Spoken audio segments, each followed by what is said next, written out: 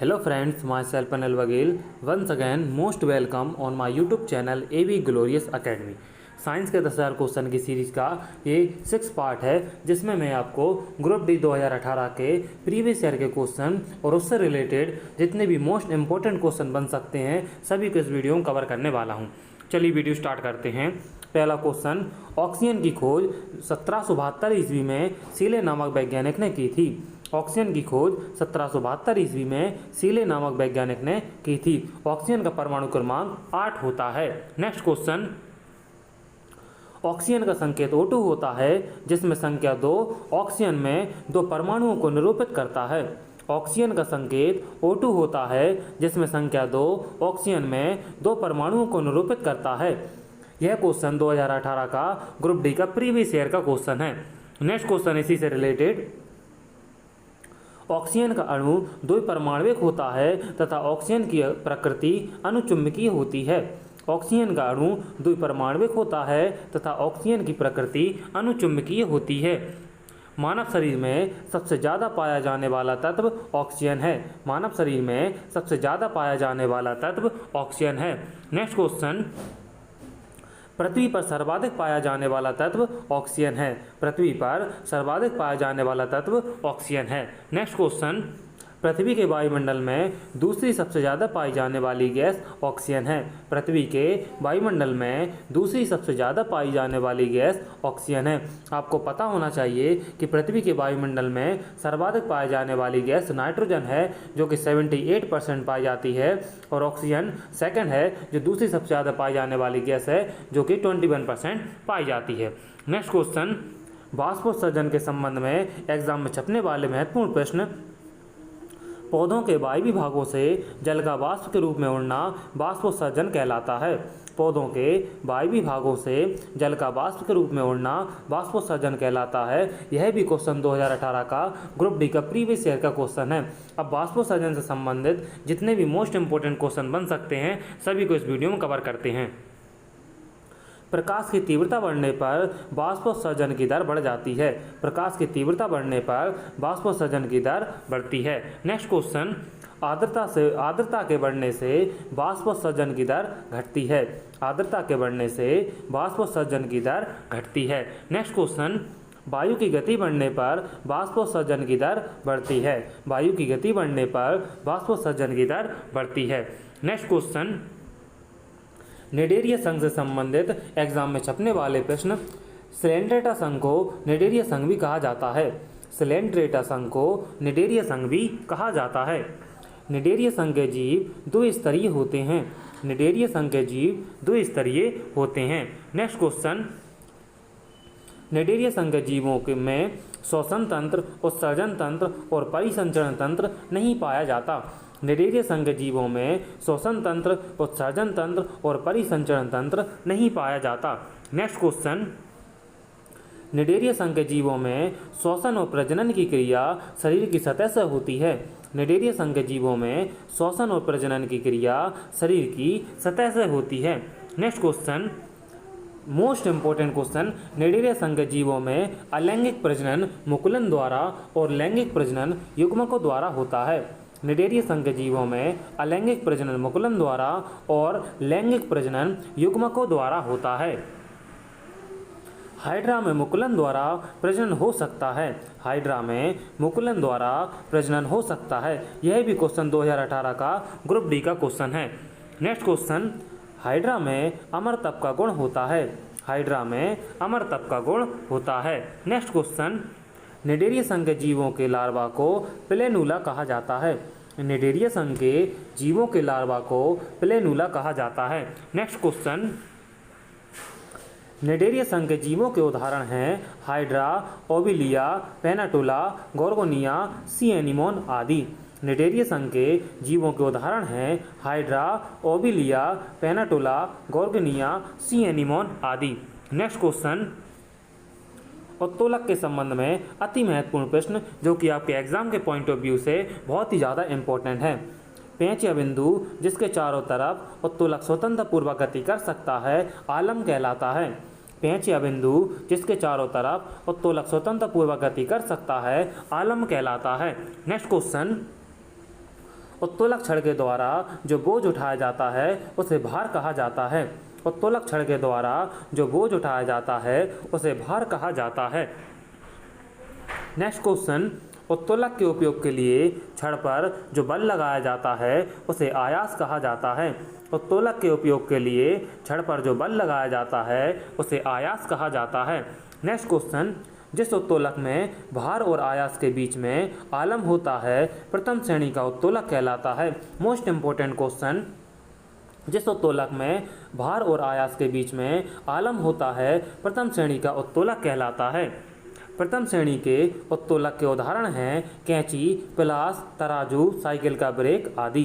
प्रथम श्रेणी के उत्तोलक के उदाहरण हैं कैंची, प्लास, तराजू, साइकिल का ब्रेक आदि। आपको इन उत्तोलकों के उदाहरणों को अच्छे से याद करना है क्योंकि अधिकतर क्वेश्चन यहीं से बनता है। नेक्स्ट क्वेश्चन, जिस उत्तोलक में आलम और आयास के बीच भार होता है द्वितीय श्रेणी का उत्तोलक कहलाता है। जिस उत्तोलक में आलम और आयास के बीच भार होता है द्वितीय श्रेणी का उत्तोलक कहलाता है। द्वितीय श्रेणी के उत्तोलक के उदाहरण हैं सरोता, दरवाजा, नींबू निचोड़ने की मशीन, एक पहिए का कूड़ा गाड़ी आदि। द्वितीय श्रेणी के उत्तोलक के उदाहरण हैं सरोता, दरवाजा, नींबू निचोड़ने की मशीन, एक पहिए का कूड़ा गाड़ी आदि। नेक्स्ट क्वेश्चन, जिस उत्तोलक में आलम्ब और भार के बीच आयास होता है तृतीय श्रेणी का उत्तोलक कहलाता है। जिस उत्तोलक में आलम्ब और भार के बीच आयास होता है तृतीय श्रेणी का उत्तोलक कहलाता है।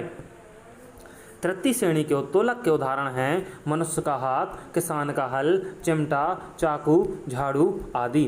तृतीय श्रेणी के उत्तोलक के उदाहरण हैं मनुष्य का हाथ, किसान का हल, चिमटा, चाकू, झाड़ू आदि। नेक्स्ट क्वेश्चन, प्रथम श्रेणी के उत्तोलक के लिए यांत्रिक लाभ एक से कम या एक से अधिक होता है।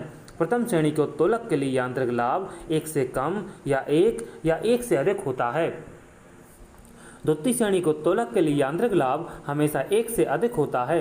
मोस्ट इंपोर्टेंट क्वेश्चन, द्वितीय श्रेणी के उत्तोलक के लिए यांत्रिक लाभ हमेशा एक से अधिक होता है।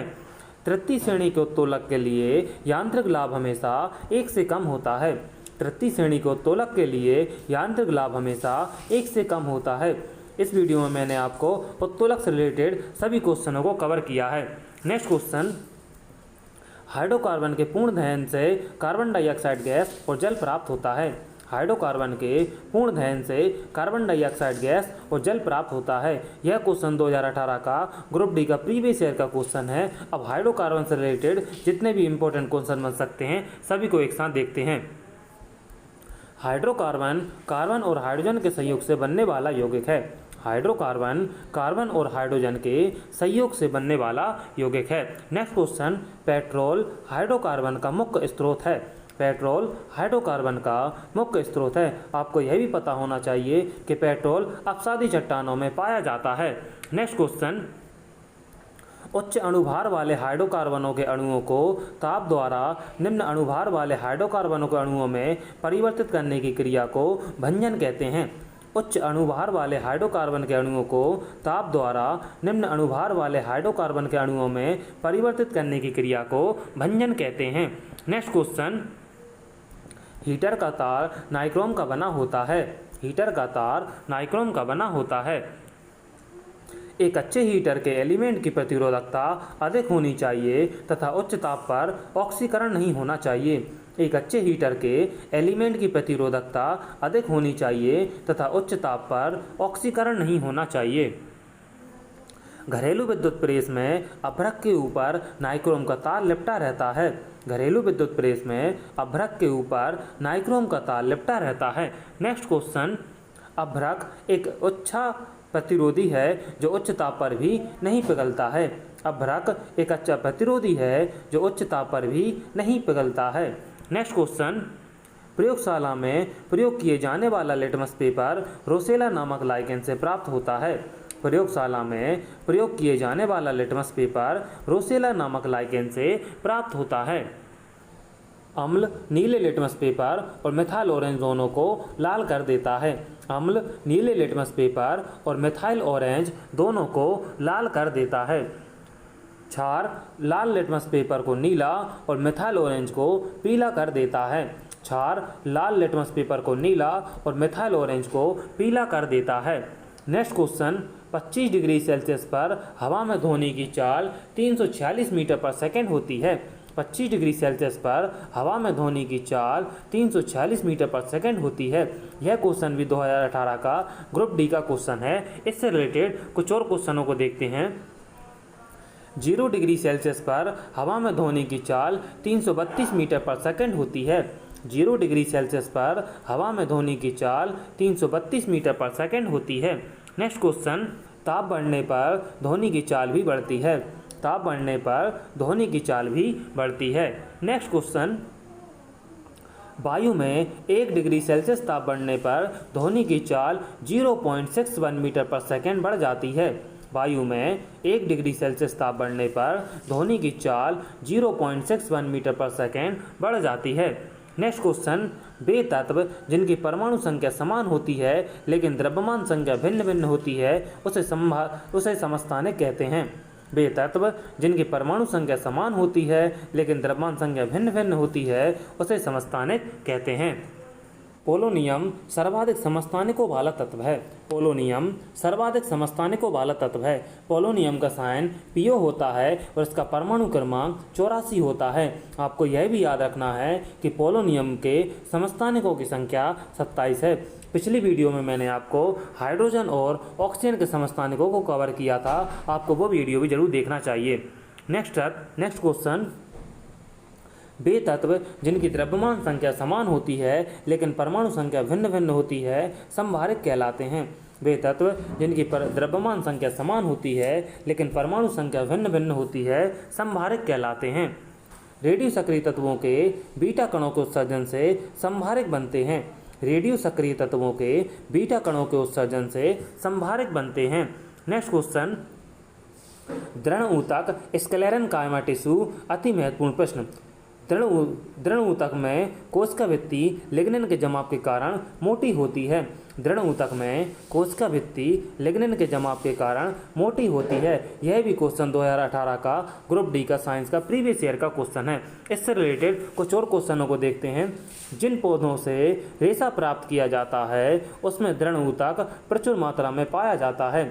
जिन पौधों से रेशा प्राप्त किया जाता है उसमें दृढ़ ऊतक प्रचुर मात्रा में पाया जाता है। दृढ़ ऊतक पौधों को यांत्रिक सहारा प्रदान करता है और पौधों के आंतरिक भाग की रक्षा करता है। दृढ़ ऊतक पौधों को यांत्रिक सहारा प्रदान करता है और पौधों के आंतरिक भाग की रक्षा करता है। दृढ़ ऊतक की कोशिकाएं मृत लंबी तथा दोनों सिरों पर नुकीली होती हैं तथा कोशिकाओं में जीव द्रव्य नहीं पाया जाता। दृढ़ ऊतक की कोशिकाएं मृत लंबी तथा दोनों सिरों पर नुकीली होती हैं तथा कोशिकाओं में जीव द्रव्य नहीं पाया जाता। नेक्स्ट क्वेश्चन, घर्षण द्वारा किए गए कार्य का क्षय नहीं होता बल्कि वह तापीय ऊर्जा के रूप में परिवर्तित हो जाता है। घर्षण द्वारा किए गए कार्य का क्षय नहीं होता बल्कि वह तापीय ऊर्जा के रूप में परिवर्तित हो जाता है। यह भी क्वेश्चन 2018 का ग्रुप डी का प्रीवियस ईयर का क्वेश्चन है। इससे रिलेटेड कुछ और क्वेश्चनों को देखते हैं। घर्षण बल का मान ठोसों में सबसे अधिक, फिर द्रवों में उससे कम और गैसों में सबसे कम होता है। घर्षण बल का मान ठोसों में सबसे अधिक, फिर द्रवों में उससे कम और गैसों में घर्षण सबसे कम पाया जाता है। हमारे कानों में उपास्थियों की उपस्थिति के कारण कानों को मोड़ा जा सकता है। हमारे कानों में उपास्थियों की उपस्थिति के कारण कानों को मोड़ा जा सकता है। यह क्वेश्चन भी 2018 का ग्रुप डी का क्वेश्चन है। अब उपास्थियों से रिलेटेड वे क्वेश्चनों को देखते हैं जो आपके एग्जाम में आ सकते हैं। उपास्थि एक प्रकार का संयोजी ऊतक है। आपको याद रखना है कि उपास्थि एक प्रकार का संयोजी ऊतक है। शरीर में उपास्थि ऊतक ब्राहकान, नाक, श्वास नली, कंठ, अंतरकशेरुकी स्थान आदि में पाया जाता है। शरीर में उपास्थि ऊतक ब्राहकान, नाक, श्वास नली, कंठ, अंतरकशेरुकी स्थान आदि में पाया जाता है। शाकाहारियों को सेलुलोज को पचाने के लिए छोटी आंत की आवश्यकता होती है। शाकाहारियों को सेलुलोज को पचाने के लिए छोटी आंत की आवश्यकता होती है। यह भी क्वेश्चन 2018 का ग्रुप डी का क्वेश्चन है। अब छोटी आंत से रिलेटेड कुछ और क्वेश्चनों को देखते हैं। छोटी आंत आहार नाल का सबसे लंबा भाग होता है। छोटी आंत आहार नाल का सबसे लंबा भाग होता है। पाचन तंत्र का सबसे महत्वपूर्ण भाग छोटी आंत होती है। पाचन तंत्र का सबसे महत्वपूर्ण भाग छोटी आंत होती है। छोटी आंत में ही पाचन की क्रिया पूर्ण होती है। आपको याद रखना है कि पाचन की क्रिया मुंह में शुरू होती है तथा छोटी आंत में जाकर पूर्ण होती है। मनुष्य में छोटी आंत की लंबाई लगभग 6 मीटर तथा मोटाई 2.5 सेंटीमीटर होती है। मनुष्य में छोटी आंत की लंबाई लगभग 6 मीटर तथा मोटाई 2.5 सेंटीमीटर होती है। नेक्स्ट क्वेश्चन, कोरंडम एक अवैधर्मी ऑक्साइड है। कोरंडम एक उभयधर्मी ऑक्साइड है। यह भी क्वेश्चन 2018 का ग्रुप डी का प्रीवियस ईयर का क्वेश्चन है। अब इससे रिलेटेड कुछ और क्वेश्चनों को देखते हैं जो कि आपके एग्जाम में आ सकते हैं। कोरंडम एल्यूमिनियम का अयस्क है। कोरंडम एल्यूमिनियम का अयस्क है। इसका फॉर्मूला Al2O3 होता है। Most important question, aluminium, zinc और लेड के ऑक्साइड उभयधर्मी होते हैं। एल्यूमिनियम, जिंक और लेड के ऑक्साइड उभयधर्मी होते हैं। नेक्स्ट क्वेश्चन, धातुओं के ऑक्साइड की प्रकृति क्षारीय होती है। धातुओं के ऑक्साइड की प्रकृति क्षारीय होती है। नेक्स्ट क्वेश्चन, क्रोमियम ऑक्साइड की प्रकृति अम्लीय होती है। क्रोमियम ऑक्साइड की प्रकृति अम्लीय होती है। अगर आपको हमारी वीडियो अच्छी लगती है तो आप हमारी वीडियो को लाइक करें, इस वीडियो को अपने फ्रेंड्स के साथ ज़्यादा से ज़्यादा शेयर करें और आप हमारे चैनल को सब्सक्राइब करना बिल्कुल भी ना भूलें, क्योंकि आपका सब्सक्रिप्शन हमें मोटिवेट करेगा आपके लिए और एजुकेशनल वीडियोज़ बनाने के लिए।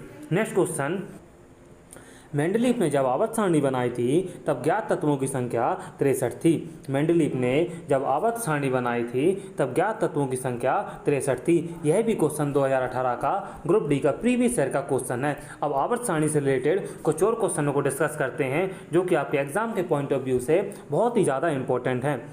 वर्तमान में ज्ञात तत्वों की संख्या 118 है। वर्तमान में ज्ञात तत्वों की संख्या 118 है। नेक्स्ट क्वेश्चन, आधुनिक आवर्त सारणी में प्रकृति से प्राप्त तत्वों की संख्या 98 है। आधुनिक आवर्त सारणी में प्रकृति से प्राप्त तत्वों की संख्या 98 है। नेक्स्ट क्वेश्चन, आधुनिक आवर्त सारणी में कृत्रिम तरीके से बनाए गए तत्वों की संख्या 20 है। आधुनिक आवर्त सारणी में कृत्रिम तरीके से या मानव निर्मित तत्वों की संख्या 20 है। नेक्स्ट क्वेश्चन, आधुनिक आवर्त सारणी में धातु तत्वों की संख्या 91 है। आधुनिक आवर्त सारणी में धातु तत्वों की संख्या 91 है। नेक्स्ट क्वेश्चन, आधुनिक आवर्त सारणी में अधातु तत्वों की संख्या 27 है। आधुनिक आवर्त सारणी में अधातु तत्वों की संख्या 27 है। नेक्स्ट क्वेश्चन, आधुनिक आवर्त सारणी में उपधातुओं की संख्या 7 है। आधुनिक आवर्त सारणी में उपधातुओं की संख्या 7 है। पिछली वीडियो में मैंने आपको 7 उपधातुएं, इनका परमाणु क्रमांक, इनके साइन सभी को कवर किया था। आपको पिछली वीडियो भी जरूर देखना चाहिए। नेक्स्ट क्वेश्चन, पुष्प के नर जनन भाग को पुंकेसर कहा जाता है। पुष्प के नर जनन भाग को पुंकेसर कहा जाता है। यह भी क्वेश्चन 2018 का ग्रुप डी का क्वेश्चन है। अब इससे रिलेटेड कुछ और क्वेश्चनों को देखते हैं जो कि आपके एग्जाम के पॉइंट ऑफ व्यू से बहुत ही ज़्यादा इंपॉर्टेंट हैं। पुंकेसर पुष्प का तीसरा चक्र होता है। पुंकेसर पुष्प का तीसरा चक्र होता है। पुष्प के मादा प्रजनन भाग को जायांग कहा जाता है। पुष्प के मादा प्रजनन भाग को जायांग कहा जाता है। जायांग पुष्प का चौथा और सबसे भीतरी चक्र होता है। जायांग पुष्प का चौथा और सबसे भीतरी चक्र होता है। नेक्स्ट क्वेश्चन, पुष्प के 4 भाग होते हैं, बृहद दलपुंज, दलपुंज, पुमंग और जायांग। पुष्प के 4 भाग होते हैं, बृहद दलपुंज, दलपुंज, पुमंग और जायांग। आपको याद रखना है कि पुमंग में ही पुंकेसर पाया जाता है। कीटोन का अभिक्रियाशील समूह होता है double bond C, double bond O। Ketone का अभिक्रियाशील समूह होता है double bond C, double bond O।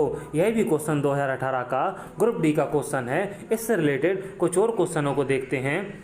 Carboxylic अम्ल का अभिक्रियाशील समूह होता है सिंगल बॉन्ड COOH। कार्बोक्सिलिक अम्ल का अभिक्रियाशील समूह होता है सिंगल बॉन्ड COOH। एल्डिहाइड कार्बनिक यौगिक का अभिक्रियाशील समूह होता है सिंगल बॉन्ड CHO।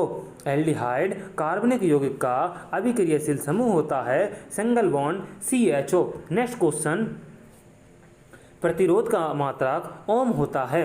प्रतिरोध का मात्रक ओम होता है। नेक्स्ट क्वेश्चन, पारोमीटर का उपयोग दूर स्थित वस्तुओं का ताप मापने में किया जाता है। मोस्ट इंपोर्टेंट क्वेश्चन, पायरोमीटर का उपयोग दूर स्थित वस्तुओं का ताप मापने में किया जाता है। मैनोमीटर का उपयोग गैसों का दाब मापने में किया जाता है। मैनोमीटर का उपयोग गैसों का दाब मापने में किया जाता है। ग्रेविमीटर का उपयोग जल की सतह पर तेल की उपस्थिति का पता लगाने में किया जाता है। ग्रेविमीटर का उपयोग जल की सतह पर तेल की उपस्थिति का पता लगाने में किया जाता है। सेक्सटेंस का उपयोग ऊंचाई मापने में किया जाता है। सेक्सटेंस का उपयोग ऊंचाई मापने में किया जाता है। नेक्स्ट क्वेश्चन, ओडोमीटर का उपयोग पहिए वाली गाड़ी द्वारा चली गई दूरी मापने में किया जाता है। ओडोमीटर का उपयोग पहिए वाली गाड़ी द्वारा चली गई दूरी मापने में किया जाता है। एग्जाम में छपने वाले कुछ और क्वेश्चनों को डिस्कस करते हैं। दो अस्थियां एक दूसरे से किसी अन्य संयोजी ऊतक द्वारा जुड़ी होती हैं जिसे स्नायु कहा जाता है। दो अस्थियां एक दूसरे से किसी अन्य संयोजी ऊतक द्वारा जुड़ी होती हैं जिसे स्नायु कहा जाता है। यह भी क्वेश्चन 2018 का ग्रुप डी का प्रीवियस ईयर का क्वेश्चन है। इससे रिलेटेड कुछ और क्वेश्चनों को देखते हैं। अस्थि से अस्थि के जोड़ को लिगामेंट कहा जाता है। अस्थि से अस्थि के जोड़ को लिगामेंट कहा जाता है। नेक्स्ट क्वेश्चन, मांसपेशी और अस्थि के जोड़ को टेंडन कहा जाता है। मांसपेशी और अस्थि के जोड़ को टेंडन कहा जाता है। सांद्र हाइड्रोक्लोरिक अम्ल और सांद्र नाइट्रिक अम्ल के 3:1 के अनुपात के मिश्रण को अम्लराज कहा जाता है। सांद्र हाइड्रोक्लोरिक अम्ल और सांद्र नाइट्रिक अम्ल के 3:1 के अनुपात के मिश्रण को अम्लराज कहा जाता है। नेक्स्ट क्वेश्चन, किसी बंदूक से गोली दागे जाने पर गोली की गतिज ऊर्जा बंदूक की तुलना में अधिक होती है। किसी बंदूक से गोली दागे जाने पर गोली की गतिज ऊर्जा बंदूक की तुलना में अधिक होती है। यह भी क्वेश्चन 2018 का प्रीवियस ईयर का क्वेश्चन है। इससे रिलेटेड कुछ और क्वेश्चनों को देखते हैं। बंदूक से गोली दागे जाने पर पीछे की ओर झटका लगना गति के तृतीय नियम का उदाहरण है। मोस्ट इंपोर्टेंट क्वेश्चन, बंदूक से गोली दागे जाने पर पीछे की ओर झटका लगना गति के तृतीय नियम का उदाहरण है। नेक्स्ट क्वेश्चन, किसी वस्तु में गति के कारण जो कार्य करने की क्षमता आ जाती है उसे उस वस्तु की गतिज ऊर्जा कहते हैं। किसी वस्तु में गति के कारण जो कार्य करने की क्षमता आ जाती है उसे उस वस्तु की गतिज ऊर्जा कहते हैं। नेक्स्ट क्वेश्चन, जिस गोली दर्पण का परावर्तक तल धंसा रहता है उसे अवतल दर्पण कहते हैं। जिस गोली दर्पण का परावर्तक तल धंसा रहता है उसे अवतल दर्पण कहते हैं। नेक्स्ट क्वेश्चन, अवतल दर्पण को अभिसारी दर्पण भी कहते हैं क्योंकि यह अनंत से आने वाली किरणों को सिकोड़ता है। अवतल दर्पण को अभिसारी दर्पण भी कहते हैं क्योंकि यह अनंत से आने वाली किरणों को सिकोड़ता है।